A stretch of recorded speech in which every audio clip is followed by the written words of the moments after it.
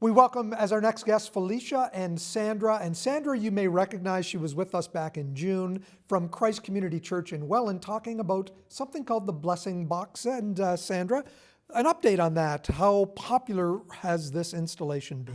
I don't think when we started we knew that it would morph into so many different side pocket circumstances and volunteer opportunities. So it is grown immensely. We have $150 a day we go through of food.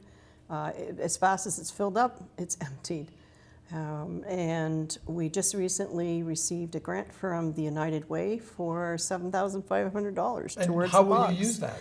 And it will be to stock to make sure that we have enough reserve. So right now we're finding we do get a lot of donations, but we have some areas of shortfall. So some of our sundry items, which are very important, and some of the more expensive items like diapers and toiletries and coffee and things like that, they're too expensive for people to buy. So we're stocking our shelf will be fully loaded.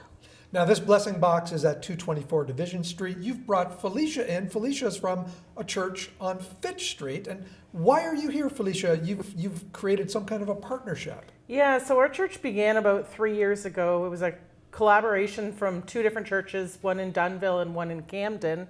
And we came together, we wanted to serve in Welland. And instead of starting from scratch and having all of our own initiatives, we looked in the community to see what was out there, and we found the Christ Community Church, and they're in the core of Welland where there's so much need. So we really wanted to support them and work with them. We have very similar beliefs and similar attitudes towards how we want to service the community in Welland. So we decided to work together, and our church has helped out with the Blessing Box on a few occasions. A quarterly donation? Is that what you are doing What right we now? do is we do food drives a few times a year. I don't know if it's quarterly at this point, It's but been quarterly, yeah. about something like that.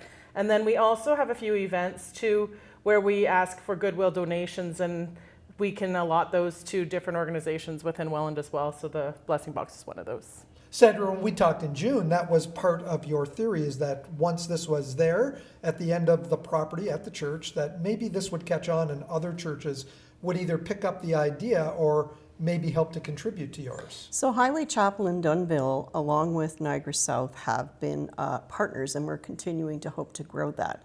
We meet with the city of Welland, and they have a team with the United Way, and we've talked to them because some of their members are part of other churches.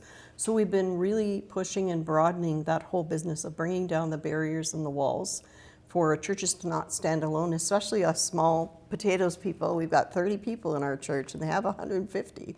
So when we have that partnership, it's really important for us because it allows us to do things we wouldn't otherwise be able to do. That's significant, Felicia. You can bring that number, right, with that 150. Yep. What kind of things are you doing in the upcoming months to support the Blessing Box? Yeah, so we are having a care and share this spring. It's going to be in March. We'll get the date out as soon as we know.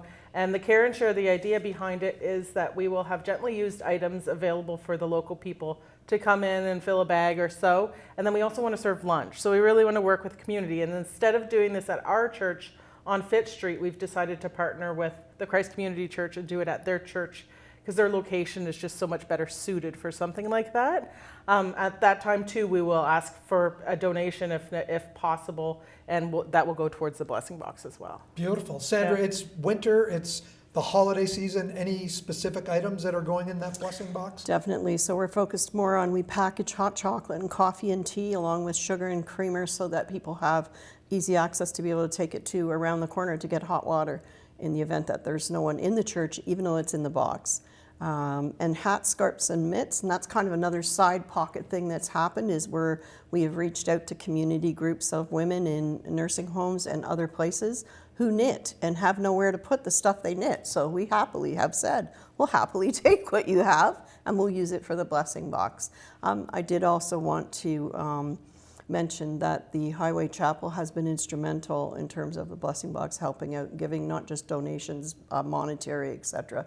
So they're to be given a good thanks. And Post Cereal, who have been huge, providing us with cereal. Downstairs we have St. David's Daycare. They're taking up collections, but a couple of their board members are part of Post, and so they've been helping out with the cereal part too. So lots of great lots partnerships. of movement, yeah. 224 Division Street is the location. Ladies, thanks for joining us today. Thanks Thank for you. having us.